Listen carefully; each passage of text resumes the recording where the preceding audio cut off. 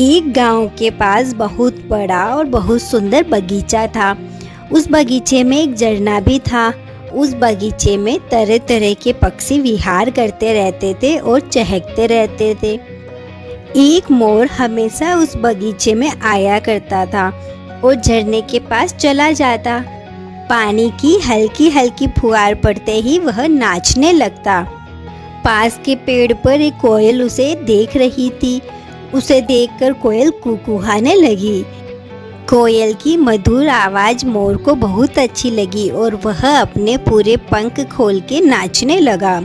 थोड़ी देर बाद कोयल भी उड़ जाती है और मोर भी बगीचे से चला जाता है। अगले दिन से यही सिलसिला चलने लगा। पेड़ पर बैठी कोयल मधुर गले से बहुत अच्छा स्वर निकालती और उसे सुनकर मोर नाचने लगता।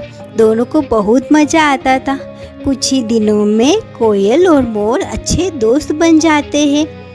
एक दिन मोर कोयल से पूछता है कि कोयल बहन, तुम इतना अच्छा कैसे कुकूहा लेती हो? ये सुनकर कोयल कहती है, मोर भाई, ये तो ऊपर वाले की देन है कि उन्होंने मेरे गले में इतनी अच्छी मिठास भर दी। मोर को कोयल से जलन होने लगी। वह सोचने लगा, मैं नाचता तो बहुत अच्छा हूँ, परंतु मेरा गला सही नहीं है, मैं गाता सही नहीं हूँ। अगर मैं भी कोयल की तरह गाने लग जाऊँ तो सब मेरी कितनी प्रशंसा करेंगे। मोर कोयल की विशेषता के बारे में सोचते सोचते खुद की विशेषता भूल गया कि वह कितना अच्छा नाचता है। मोर का मन नाचने में नहीं लगता था। वह हमेशा यही सोचता कि मैं भी कोयल की तरह कैसे गाऊं कि हर कोई मेरी आवाज़ की तारीफ करे। उसने बगीचे में जाना भी बंद कर दिया। एक दिन मोर एक पेड़ पर बैठा था, तभी उसे कोयल जैसी बोली सुनाई दी। वह ध्यान से देखता है कि गांव की गलियों में एक बांसुरी बजाता हुआ आदमी जा रहा है।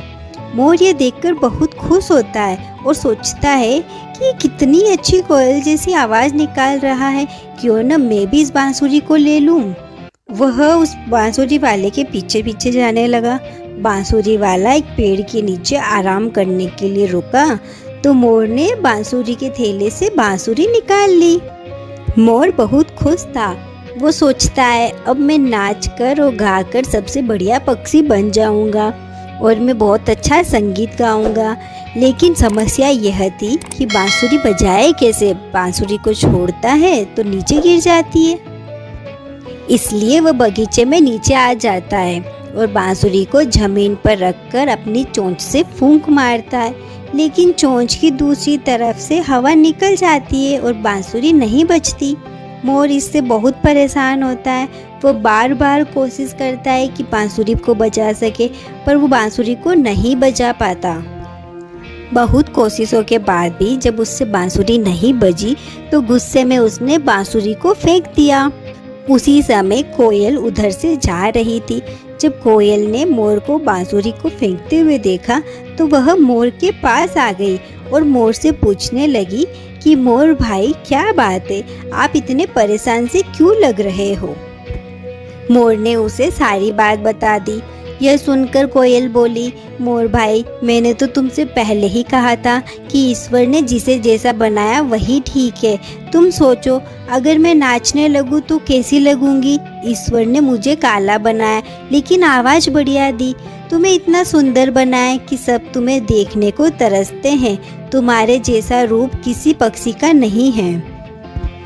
मोर को अपनी गलती का एहसास हुआ। उसे समझ आया कि ईश्वर ने सबको अलग अलग विशेषताएं दी हैं और वह अपनी विशेषता से खुश हो गया।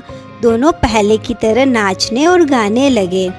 इस कहानी से हमें ये शिक्षा मिलती है कि दूसरों से होड़ न करके जो भगवान ने दिया है उसमें संतोष करें। Thank you. लाइक करो, सब्सक्राइब करो।